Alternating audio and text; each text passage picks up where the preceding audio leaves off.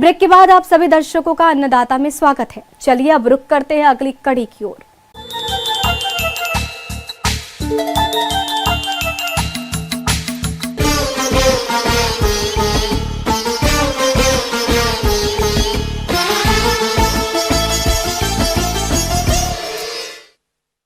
राज्य की ज्यादातर खेतीबाड़ी बारिश के भरोसे है। किसान फसलों की बोनी के लिए आसमान की ओर टकटकी लगाए बैठे हैं, लेकिन बारिश में उतार चढ़ाव या अनिश्चितता किसानों के लिए डरावनी हकीकत में तब्दील होती जा रही है और इसका प्रत्यक्ष उदाहरण आपने हाल ही में बिहार झारखंड में देखा होगा। वातावरण में उतार चढ़ाव फसल की उत्पादकता को काफी प्रभावित करता है। ऐसे में फसलों को संरक्षित क्षेत्र में उगाना ही एकमात्र ऐसा उपाय है जिससे किसान अच्छा लाभ ले सकते हैं। तो चलिए संरक्षित खेती के बारे में जानते हैं बिहार कृषि विश्वविद्यालय सबौर जिला भागलपुर के कृषि वैज्ञानिक डॉक्टर परमवीर सिंह से।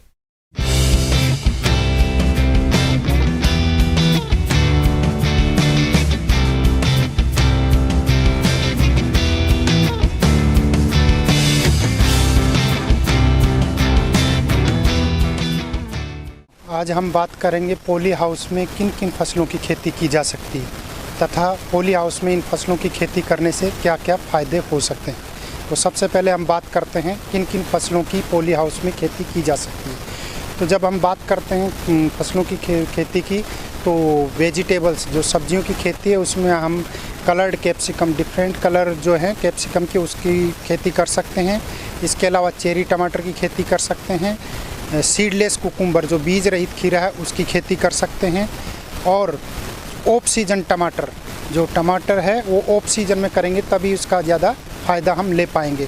इसके अतिरिक्त हम एक्जोटिक जो लीफी वेजिटेबल्स हैं, जो पत्तीदार सब्जियां हैं, उनकी खेती भी इसके अंतर्गत कर सकते हैं। अब बात करते हैं फूलों की खेती। तो फूलों की फसलों में हम बात करेंगे तो प्रोटेक्टेड कल्टीवेशन या पॉली हाउस में हम गुलाब की खेती कर सकते हैं, जरबेरा की खेती कर सकते हैं, कार्नेशन की खेती कर सकते हैं। इसके अलावा ऑर्किड की खेती कर सकते हैं, एंथूरियम की खेती कर सकते हैं और क्राइसेंथेमम की खेती कर सकते हैं। और जब बात करते हैं फलदार पौधों की, तो फलदार में जो सबसे ज़्यादा जो ग्रो की जा सकती है प्रोटेक्टेड में, वो आपका स्ट्रॉबेरी, जिसको हम पॉली हाउस के अंतर्गत कर सकते हैं।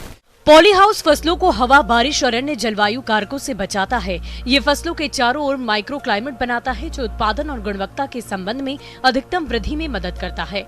पॉली हाउस उत्पादन को अधिकतम स्तर तक बढ़ाने के लिए कार्बन डाइऑक्साइड की उच्च सांद्रता भी प्रदान करता है, जिसके कारण फसल की पैदावार और बेहतर होती है। पॉली हाउस में विभिन्न परिस्थितियों में पौधों को उगा सकते हैं, जो कि किसी विशेष जलवायु क्षेत्र में खेती करना असंभव है। पॉली हाउस में फसलों की खेती आपको न्यूनतम क्षेत्र में अधिकतम लाभ दे सकती है।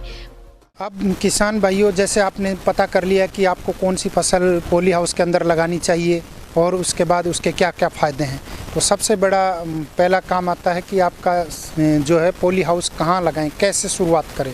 अब बात करते हैं हम स्ट्रक्चर को बनाने की। तो स्ट्रक्चर को बनाने से पहले हमको ये ध्यान रखना चाहिए कि हमको किस जगह का चयन करना चाहिए और कैसे कैसे स्ट्रक्चर को हम बना सकते हैं।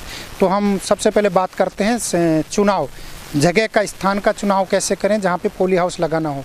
तो सबसे पहले मैंने जैसे बताया आपको कि जो पेरी अर्बन एरियाज है, जहाँ मार्केट की नज़दीकता हो, ऐसे जगह पे इसको लगाना चाहिए। दूसरा, इसको ऐसे स्थान पे लगाना चाहिए जो आपका एरिया है उसमें हाइटेड एरिया है, जो ऊंचा एरिया है उसमें लगाना चाहिए, ताकि आपका पानी की भरने की समस्या है वो इसमें नहीं आए। दूसरा, आपको इसमें ध्यान रखना है कि जो आप स्ट्रक्चर लगाने जा रहे हैं, जहाँ पॉली हाउस स्थापित करने जा रहे हैं, प्रोटेक्टेड स्ट्रक्चर स्थापित करने जा रहे हैं, वो वेल कनेक्टेड, यानी कि वहाँ रास्ता होना चाहिए, ताकि आप जो आदान है, जो भी रिक्वायरमेंट है या उसका प्रोड्यूस है, वो आसानी से बाज़ार में ले जा सकते हैं और ला सके, इनपुट्स जो हैं वो ला सके। तो ऐसी जगह का चुनाव करें जहां आसपास में लेबर आसानी से और सस्ते में उपलब्ध हो जाए और लगातार उपलब्ध हो जाए, ऐसी जगह का चुनाव करें। पॉली हाउस खेती प्रणालियों को 3 श्रेणियों में विभाजित किया गया है। लोटेक पॉली हाउस, इस प्रकार के पॉली हाउस की स्थापना में लागत कम लगती है और इससे बनाना बेहद आसान होता है। आमतौर पर इसका निर्माण करने के लिए बांस और लकड़ी का उपयोग किया जाता है, जो ठंडी जलवायु के लिए बहुत प्रभावी कार्य करता है।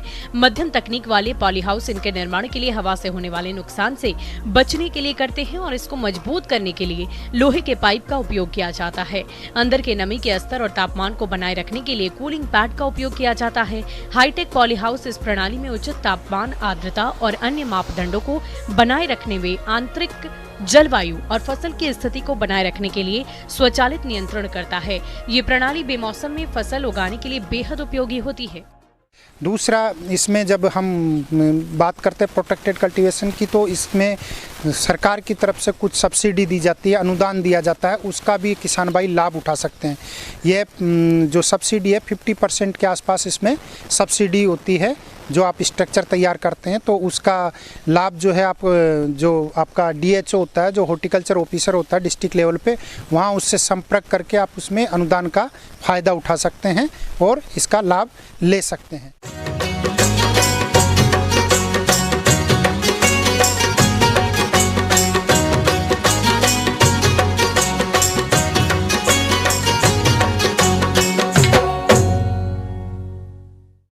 भिंडी की खेती अपने राज्य में गर्मी और बरसात दोनों ही मौसम में की जाती है। तो जो किसान भाई खरीफ भिंडी की खेती करना चाहते हैं, उनके लिए वर्तमान समय इसकी बुआई के लिए उपयुक्त चल रहा है। लेकिन इसकी खेती से अधिक पैदावार तभी प्राप्त कर सकते हैं जब वे इसकी उन्नत किस्मों का चयन कर खेत की तैयारी से लेकर बुआई तक के सभी कार्यों को वैज्ञानिक तरीके से करें। तो इस बारे में अधिक जानकारी के लिए मिलते हैं कृषि वैज्ञानिक डॉक्टर मृगेंद्र सिंह से।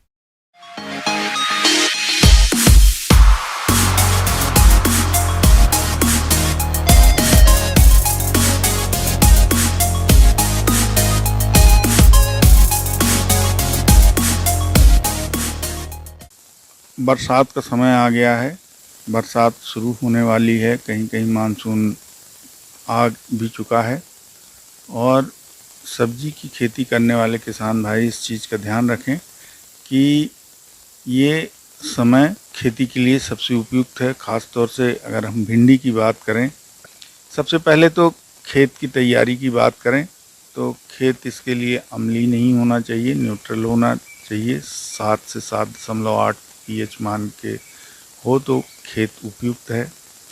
सबसे पहले हमें ये भी ध्यान देना होगा कि खेत में पानी नहीं भरना चाहिए, वाटर लॉगिंग नहीं होना चाहिए, अन्यथा सड़न हो सकती है। तो खेत की अच्छी 2-3 बार जुताई करके पाटा लगा के उसको समतल कर लें।